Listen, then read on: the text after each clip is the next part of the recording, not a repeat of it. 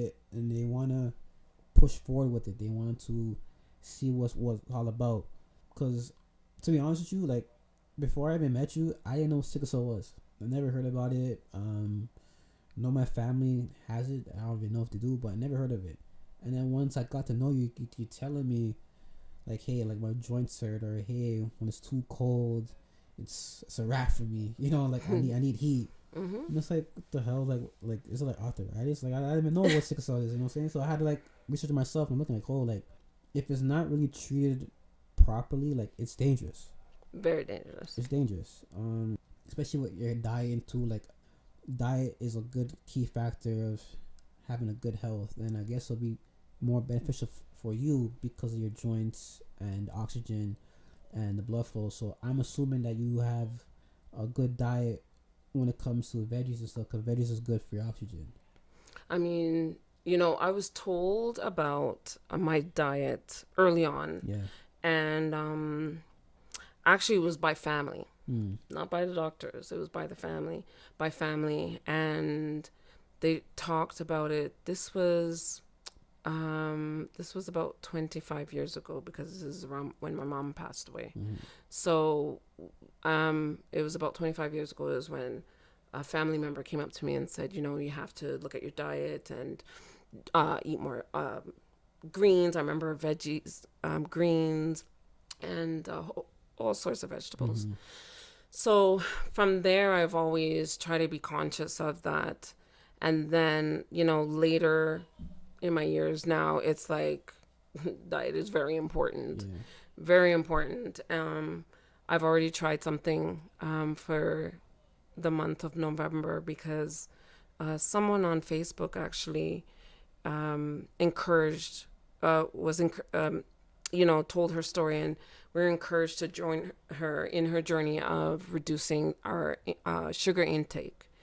And so we did that for the whole month of November. And you know what? It for me, it was, I'm more conscious about my sugar. I'm more conscious about all the other names of sugar, Yeah.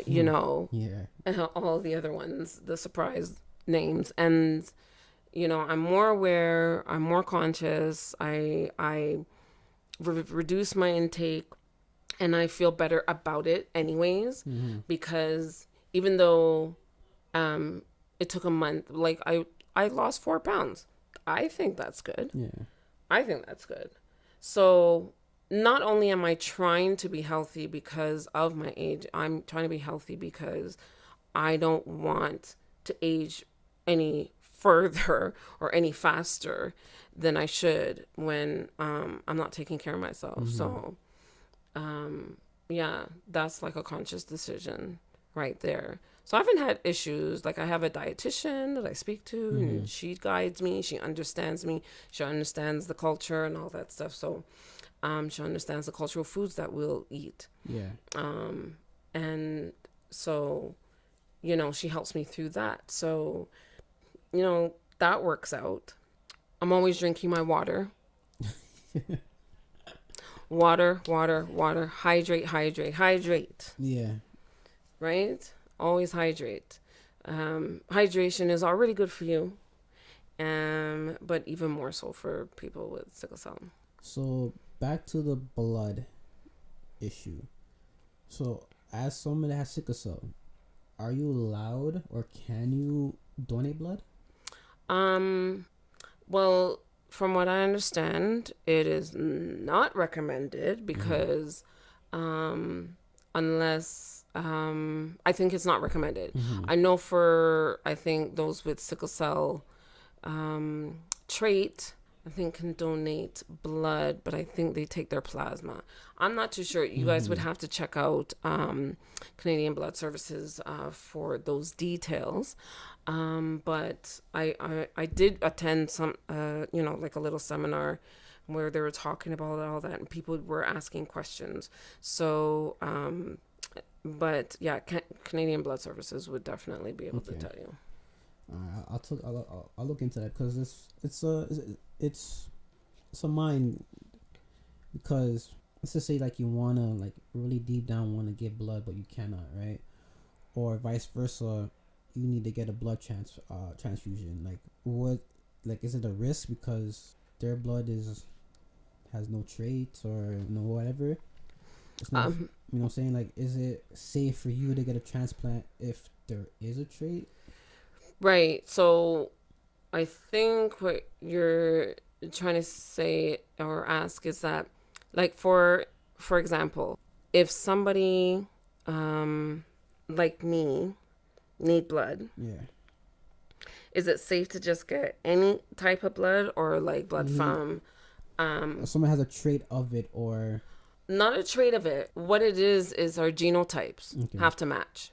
And if our genotypes don't match, then that the recipient may develop antibodies, which will make it harder the next time for people to find a match for that recipient.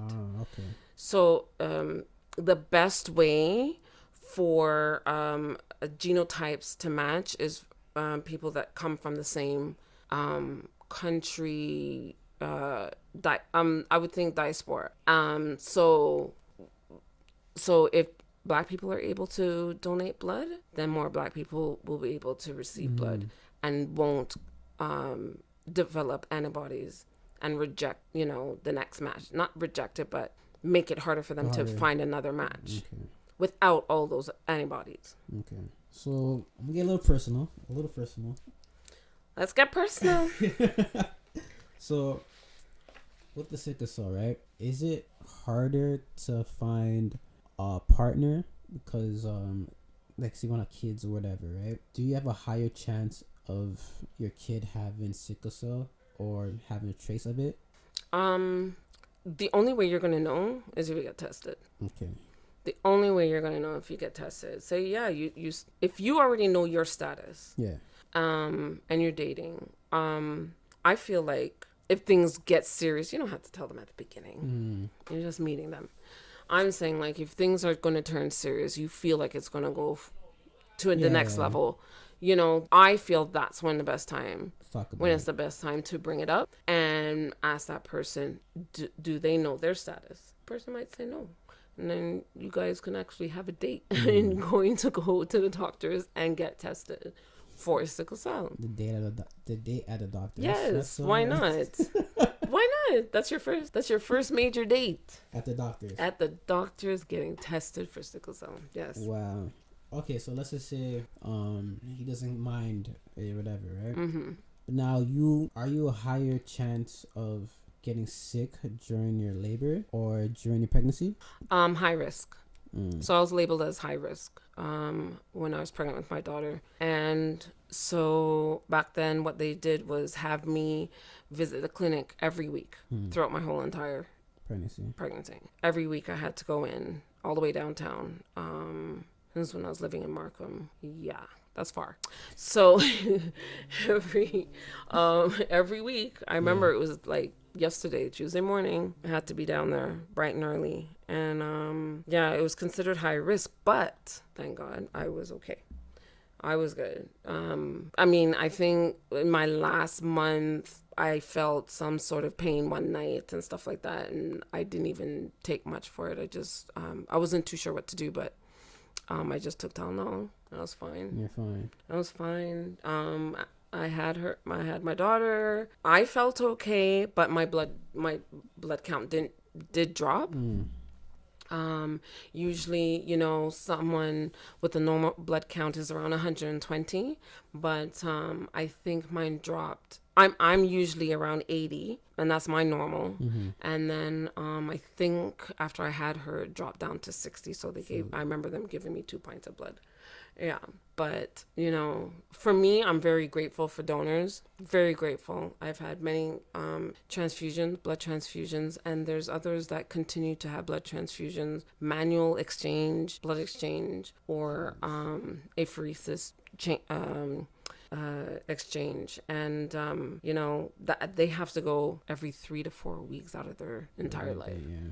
So that's another thing I learned as well being with the organization. But blood's very important. You'll see things out there in the news. You'll see things that, there's a cure, someone was cured by it and all that stuff. through bone marrow transplant. I already will see the news. I already know about it, but I'll be like, yeah, because I already know it's not an actual cure for everybody. Okay. It's not for everybody. You have to have somebody in your family that matches you. And mostly it's siblings. And if you don't have a sibling, you have really no one to test against and stuff like that. So it's not an actual cure for every single person. And then people will send it to me and WhatsApp it to me and all this stuff. So look. And I'm like, yeah, okay, I know. Cure, that sounds like a painful cure for the bone marrow. It sounds like a lot of stages. They have to go through a lot of stages. Because from what I understand, bone marrow, any kind of bone marrow transplant, it's like very risky. Yeah. And yes, a few people have been cured that way, and I'm actually got in contact with somebody. I was in contact with someone who actually had her transplant, and she was ordering my merchandise. Oh, see. She wants to be a miracle too, man. She wants to be a warrior as well. Every guest that I have, I always ask them this type of question. So, as somebody that's in plenty of groups, plenty of organizations, to the point that I can't keep up, what do you try to teach and give back to your communities? Oh, wow. Well, it's just mainly education. I'm just educating. Like if I realize it's an opportunity for me to bring it up, I will do that.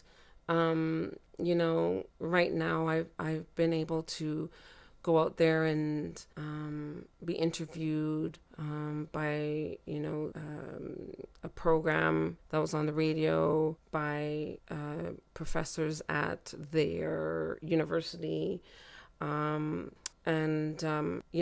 was able to be interviewed, by the news and all these different people. And I realized what I was doing was finally using different platforms to, bring out the awareness, because it's almost like a topic that nobody wants to talk about. And that's how it was growing up. Nobody talked about it. I knew I was sick, but nobody really